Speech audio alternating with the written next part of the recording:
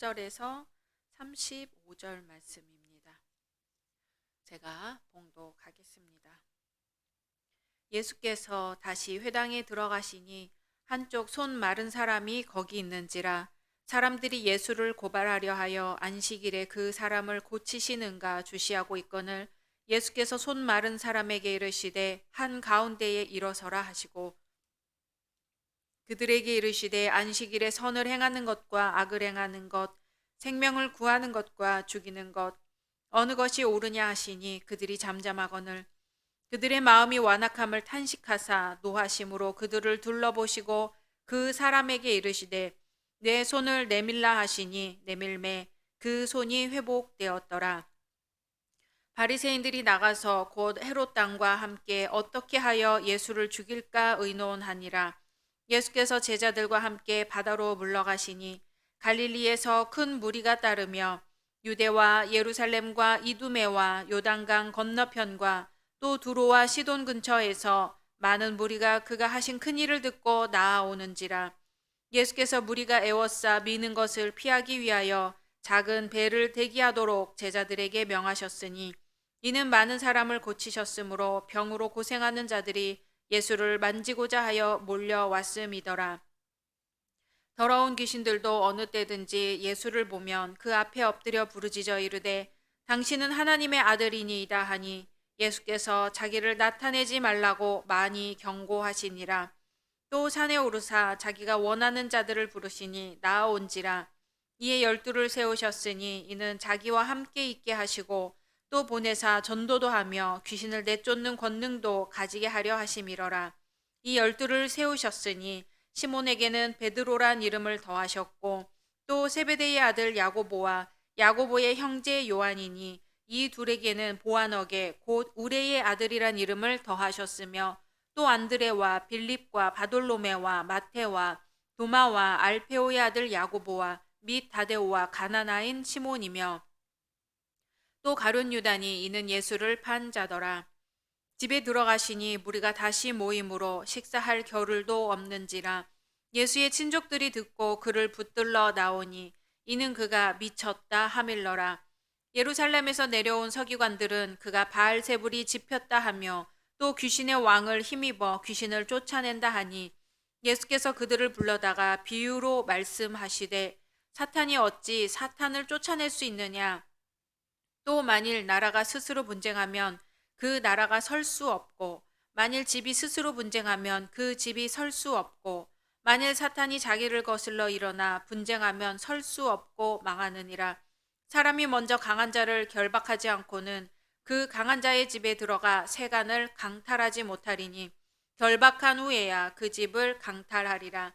내가 진실로 너희에게 이르노니 사람의 모든 죄와 모든 모독하는 일은 사하심을 얻되 누구든지 성령을 모독하는 자는 영원히 사하심을 얻지 못하고 영원한 죄가 되느니라 하시니 이는 그들이 말하기를 더러운 귀신이 들렸다 함이러라. 그때 예수의 어머니와 동생들이 와서 밖에 서서 사람을 보내어 예수를 부르니 무리가 예수를 둘러 앉았다가 여짜오되 보소서 당신의 어머니와 동생들과 누이들이 밖에서 찾나이다. 대답하시되 누가 내 어머니이며 동생들이냐 하시고 둘러 앉은 자들을 보시며 이르시되 내 어머니와 내 동생들을 보라. 누구든지 하나님의 뜻대로 행하는 자가 내 형제요 자매요 어머니이니라. 아멘. 오늘 말씀 속에서 오직 예수님만 만나시기를 소망합니다. 한동안 신문 방송마다 부정 입학에 관한 기사가 도배된 적이 있습니다. 잊을만 하면 튀어오르는 일이지요. 다른 것은 몰라도 대학 입시만은 공정하게 노력한 대로 결과를 얻는 것이라고 생각했는데 그게 아니라고 밝혀지자 사람들이 충격을 받았어요. 최근에는 대학 강사가 되는 과정도 소위 내정이라는 것에 의해 되는 것을 보고 대학을 나오고 석사가 되고 박사가 된 가난한 강사들이 참으로 허망했습니다.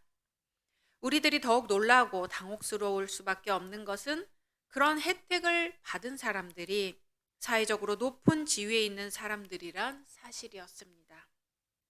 단순히 돈이 많은 사람들이 아니라 지적인 면에서나 정신적인 면에서 일반인들의 존경을 받는 위치에까지 오른 이들이 그런 정체를 드러냈다는 것은 그들 개인의 수치일 뿐 아니라 우리 사회 전체의 수치가 되는 것이죠. 다른 사람들은 전혀 염두에 두지 않고 내 가족, 내 형제의 일에만 마음을 쏟아 가족의 이익이 모든 행위와 판단의 기준이 되는 사람들을 우리는 가족 이기주의에 빠졌다 이렇게 이야기합니다. 이런 가족 이기주의는 우리 주변에 산재해 있습니다. 오늘 예수님의 말씀은 이런 우리들의 모습을 돌아보게 합니다. 당신의 어머니와 형제들이 왔다는 사람들의 말에 대해 누가 내 형제고 어머니냐? 하나님의 뜻을 따르는 사람들이야말로 내 형제요 어머니다 말씀하신 것이죠. 예수님의 대답은 물론 혈연을 무시하고 부정하는 의미가 아닙니다. 이 말씀은 오히려 가족과 형제의 의미를 확장하고 심화시킨 말씀입니다. 지극히 협소한 가족의 개념에 매여 큰 일을 소홀히 하거나 큰 사랑을 품지 못하는 우리들의 잘못을 일깨워 주시는 말씀입니다. 비신앙인으로서 가족 이기주의에 빠진 사람들도 문제지만 신앙이 있다고 하면서도 별반 다르지 않은 우리들도 문제입니다. 집 주변에 장애인을 위한 복지관이라도 들어서려고 하면 이웃에게 질세라 나서서 반대를 하는 것이 우리들이 아닌가요? 깔끔하고 고상한 우리 가족들은 조금이라도 피해를 봐서는 안 되고 언제 어디서나 주도 세력이 되어야 한다는 생각이 늘 머릿속에 들어있지는 않을까요? 언젠가 가족 중에서 유일하게 교회에 다니던 사람이 이런 경험을 이야기한 적이 있어요. 학생 시절 수련회 도중에 몇 명이 감기에 걸려서 몹시 고생을 했더랍니다. 본인의 기억에는 자신보다 훨씬 양호한 상태이던 친구가 있었는데 그 친구는 할머니랑 같이 왔던 거예요. 그런데 그 친구 주변에 교회 수련회 같이 왔던 장년부 어른들이 쭉 둘러서서 괜찮으냐 어떠냐 하고 관심을 계속 보이더라는 거지요. 그 친구는 당시 교회에서 중요한 역할을 담당하는 가정의 아이였고 할머니께서 같이 계시니 더 그런 것 같았다는 거였어요. 교회 내에서조차 내 가족만이 관심의 전부이고 기껏 해봤자 나와 친분이 있는 사람들에 대해서만 애정을 보일 정도라면 얼마나 부끄러운 일일까요? 당시 그 사람이 받았을 마음의 상처는 그 어른들의 모습과 별다르지 않은 우리들에게도 책임이 있습니다. 하나님 안에서 하나님의 뜻대로 살아가는 모든 사람, 더 나아가 하나님의 간절한 애정과 관심 아래서 존재하는 모든 이들을 내 형제요, 자매요, 부모로 생각하는 자세를 가져야 비로소 우리도 예수님의 형제라는 영광스러운 지칭을 받을 수 있을 것입니다. 이 시간 말씀을 묵상하면서 함께 기도하겠습니다. 담임 목사님과 당회를 위해서 각 선교회 위해서 교회 학교와 청년부 위해 몸이 아픈 분들을 위해 또한 각자 기도 제목을 놓고 함께 기도하겠습니다.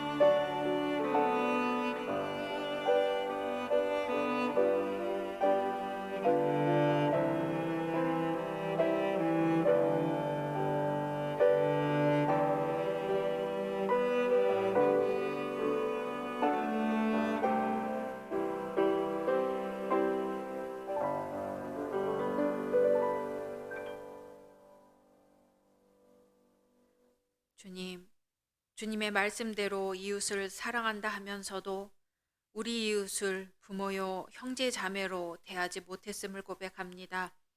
주님의 말씀 따라 살겠노라 하면서도 나 자신과 내 가족밖에 모르는 이기적인 신앙인으로 살았습니다. 용서해 주옵소서. 주님께서 깨어 기도하셨던 것처럼 저희도 깨어 기도하고 주님이 이웃을 돌보신 것처럼 저희도 이웃을 돌아보게 하옵소서. 저희의 약해진 무릎을 세워주시고 지치지 않는 새 힘을 허락하여 주옵소서. 예수님의 이름으로 기도드립니다. 아멘.